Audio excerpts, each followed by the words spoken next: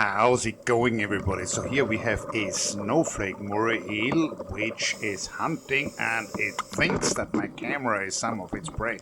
So this was a spectacular encounter. Let's look at it again in slow motion. That fish wouldn't kill a person, but a bite could be pretty painful. So I was lucky.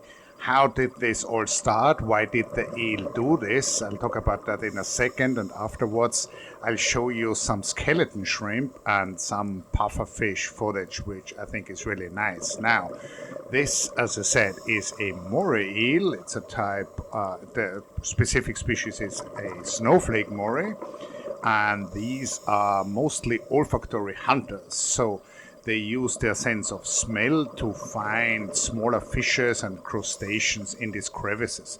So we found this fish in this muck diving site where there is really no coral cover. So it's trying to look in all these crevices and holes to see if there is prey. And then it's relatively rare to see them out like this during the day. So often they hunt at night. And so I decided to follow it. I was swimming backwards throughout all this filming, which is actually not trivial. And it was really quite interesting to see how active these fish are. Normally they're very sluggish. Now, why did it go for my camera, like what you saw in the beginning? I think these fish have relatively poor vision. So they have rather small brains for their sizes, because olfaction is really not a very computationally intensive sense.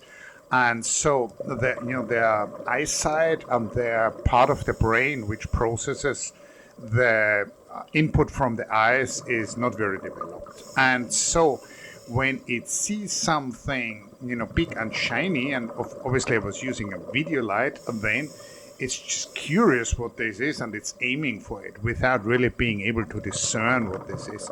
So this was never a attack meant to prey on a person, and this was also not a defensive movement. I think this was probably curiosity and just what is this? This is my interpretation. Of course, it's difficult to really look into the eye, the brain, the head of a fish. So enjoy. There's more hunting footage, and stay tuned for the pufferfish and for the skeleton shrimp footage too. And enjoy some good electronic music.